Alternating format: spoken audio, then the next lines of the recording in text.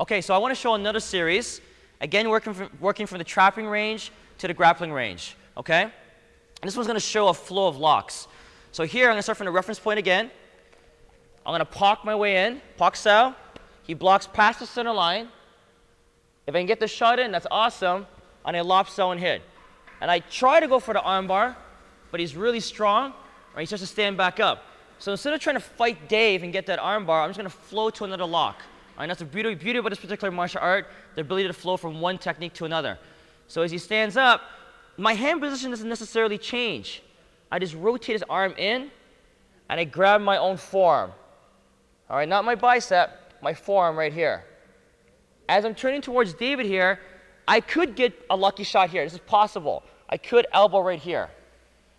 So now I'm going to face David like this. This is all done nice and fluidly, okay? We're not doing it slow, but for training sake, we're going to go nice and slow. This elbow is possibly going to hit right here. I'm going to step, and I'm going to do a simple block behind his leg. I'm going to rotate my partner's arm like this. So be very careful because you're affecting the shoulder joint area, the rotator cuff area. I step behind his foot, and I drive him down. Notice that I did not drop down on my partner. All right, I stay upright. Again, if I have to disengage, I can disengage if I have to. This is usually a crash. I usually smash my knees into the head, into the rib area.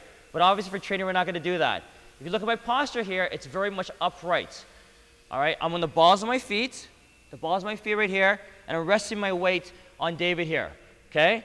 Now I'm going to attack the wrist area. I'm not attacking the wrist bone. I'm attacking the knuckles, and it's bent. Keep it nice and bent. All I'm going to pull up on the knuckles towards the ceiling. I could also transition my grip like this. Both hands on the knuckle.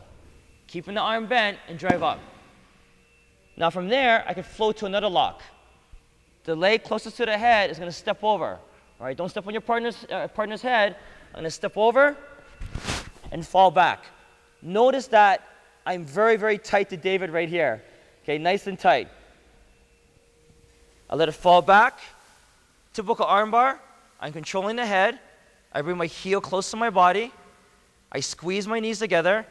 I'm not pulling the arm into my groin. It's going to my pelvic bone hip area. Notice the direction of the thumb. It's up. I grab the wrist, and ever so gently, I pull down on the wrist bone as I raise my butt towards the air. In essence, making a bridge.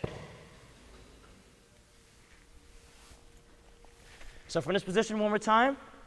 Turn on your side there, Dave. We're like this. Keeping good posture, not bending forward so I don't lose my balance. You keep your head over your hips. I step over. Keep it all nice and tight. Gently fall back.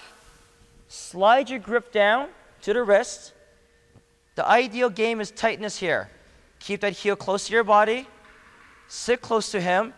Squeeze your knees together.